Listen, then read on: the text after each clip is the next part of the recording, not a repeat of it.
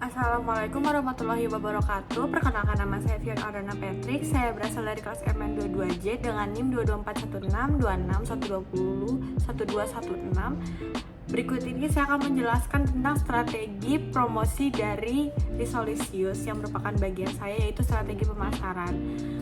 Sebelumnya, apa itu Risolisius? Risolisius merupakan risol ayam suwir yang menjadi salah satu makanan favorit masyarakat Indonesia yang sudah beredar dari berbagai banyak kalangan. Selain itu, perpaduan rasa pedas dari isiannya dan juga gurih dan lembut di luar menjadi alasan mengapa risol menjadi makanan primadona bagi masyarakat. Bukan hanya di dalam negeri saja, salah satu makanan tradisional ini juga harus terkenal sehingga mancanegara agar dapat membantu usaha UMKM agar terus makin maju.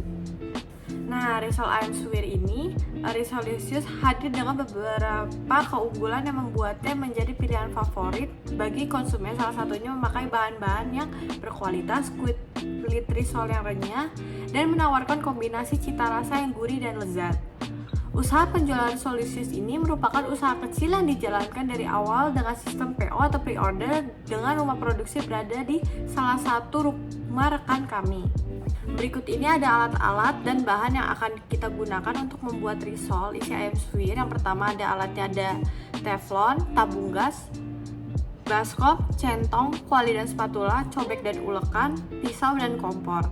Lalu untuk bahan-bahannya itu ada untuk bahan untuk kulit risol, isi risol dan bahan-bahan lainnya. Lalu di sini juga ada cara membuatnya, ada 9 step untuk cara membuat risol ayam suwir tersebut. Selanjutnya ada kebutuhan modal usaha untuk memulai usaha. Kebutuhan modal usaha untuk memulai usaha kebutuhan modal awal adalah sebesar 939.500. Dana tersebut dialokasikan untuk kebutuhan pengeluaran awal produksi. Nah, ini ada rincian kebutuhan awal yang kita gunakan untuk menjalankan usaha produksi. Ada investasinya, lalu ada bahan baku untuk produksinya juga, ada biaya operasional juga. Nah, ini untuk ada total biayanya tuh ada biaya investasi ada 419.000 per 2 bulan, biaya produksinya itu 3.004.000 selama 2 bulan, biaya operasional ada 290 selama 2 bulan, biaya penyusutannya ada 13.986 per 2 bulan. Untuk biaya tetapnya itu ada 303.986, sedangkan ada HPP-nya itu berada di angka 2.000 atau 2.907 atau 2.500.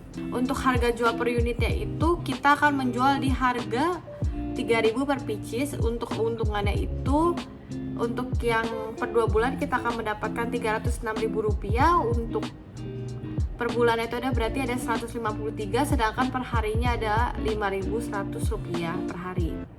Untuk jangka waktu pengembalian modal di usaha Risolisius ini tuh mencapai untuk 2,7 bulan. Lalu berikut ada perhitungannya, sedangkan berdasarkan dari hasil analisis finansial berikut, maka modal usaha atau biaya investasi yang dikeluarkan untuk mendirikan bisnis ini akan kembali pada jangka waktu 2,7 bulan dengan produksi jumlahnya itu sebanyak 1.608 bungkus per 2 bulannya dari 60 hari kerja per 2 bulan.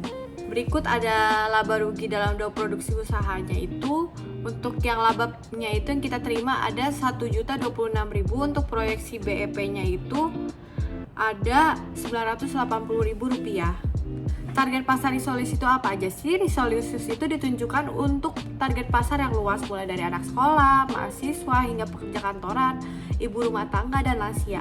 Produk ini tuh cocok untuk siapapun yang menginginkan cemilan yang lezat dan praktis karena teksturnya dari kulit risol yang digoreng dan tekstur lembut dari isian ayam suwir menciptakan sensasi yang pedas dan nikmat di mulut serta menggunakan bahan-bahan yang alami dan berkualitas. Dengan harga terjangkau, risol ayam suwir dapat dinikmati dari berbagai kalangan. Untuk strategi pemasaran dari Risolisius ini tuh yang pertama kita menggunakan media sosial. Memanfaatkan platform media sosial seperti Instagram untuk mempromosikan dan memasarkan produk risol dengan melalui konten visual yang menarik serta menyediakan open PO atau pre-order. Berikut adalah akun Instagramnya. Lalu untuk yang kedua ada tema dan konsep desain. Untuk menggunakan tema dan konsep desain, kita menggunakan warna yang cerah pada desain produk. Warna yang digunakan adalah warna kuning dan merah untuk menarik perhatian pelanggan.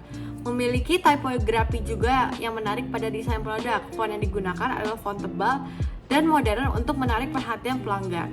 Yang ketiga ada jenis konten. Konten yang kami tampilkan adalah proses ketika memproduksi risol, promosi untuk mempromosikan poster, lalu ada video reels hasil produksi risol, dan testimoni pelanggan. Yang keempat, strategi distribusi di media sosial, menggunakan story Instagram dan membuat versi lain dari poster utama untuk story Instagram, serta menggunakan hashtag untuk menjangkau lebih banyak masyarakat untuk dapat mengenal produk kami. Selanjutnya kelima ada menggunakan penawaran khusus. Nah, promosi yang kami gunakan adalah free ongkos kirim untuk warga sekitar Karawang. Yang keenam ada mengikuti event atau pameran. Kami pernah mengikuti salah satu event di Universitas Buana Perjuangan Karawang dengan membuka stand jual beli produk untuk memperkenalkan produk Risolisius ke lebih banyak orang. Dengan strategi pasar yang ada 6 ini, kami harapkan dapat meningkatkan kesadaran dan minat konsumen terhadap produk Risolisius yang ditawarkan. Tentunya ada beberapa resiko dan hambatan yang mungkin akan kami hadapi. Pertama ada persaingan. Banyaknya orang yang mencari risol sebagai cemilan yang lezat memang membuat banyak segelintir orang untuk memilih usaha risol. Ketatnya persaingan usaha risol memang membuat banyak pelaku usaha risol kini memunculkan ide unik yang lebih inovatif dan juga kreatif. Produk risol dibuat seunik mungkin agar lebih membuat banyak orang makin tertarik dengan produk kami. Lalu yang B ada daya tahan produk. Untuk produk risol ayam suwir ini tidak bertahan lama. Produk ini tuh hanya bertahan di 1 hari suhu ruangan atau 5 hari di dalam kulkas. Produk yang kami hasilkan ini tidak menggunakan bahan awet sama sekali. Oleh karena itu kita tidak memiliki ketahanan yang cukup lama pada produk ini.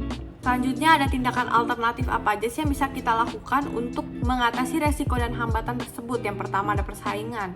Usaha yang kami lakukan untuk menarik minat konsumen adalah dengan melakukan promosi produk dengan secara berkesinambungan serta membuat produk dengan tampilan menarik dengan berbagai warna sesuai dengan selera konsumen yang diminati pada saat ini. Yang kedua ada daya tahan produk. Untuk mengatasi hal tersebut, kita bisa memperkirakan berapa jumlah penjualan setiap harinya sehingga produk bisa habis terjual setiap harinya. Dalam penyimpanan juga bisa menggunakan wadah tertutup, kedap udara yang biasa lalu kita letakkan di dalam freezer. Kesimpulannya, pembuatan risol ini sangat mudah dan modal usaha relatif kecil, cukup untuk di kantong mahasiswa. Proses produksi yang sederhana dan bahan baku yang mudah dicari serta keuntungan yang cukup menjanjikan untuk menjadikan bisnis risoles ini layak untuk dikembangkan. Diharapkan bisnis ini bisa bersaing dengan makanan lain. Usaha ini mungkin tidak akan langsung berkembang pesat dan pastinya akan mengalami beberapa pasang surut dalam suatu usaha. Dengan adanya bisnis ini diharapkan dapat memenuhi sebagian kebutuhan pasar atau konsumen. Sekian presentasi dari saya. Saya ucapkan mohon maaf apabila ada kesalahan kata maupun perbuatan. Terima kasih.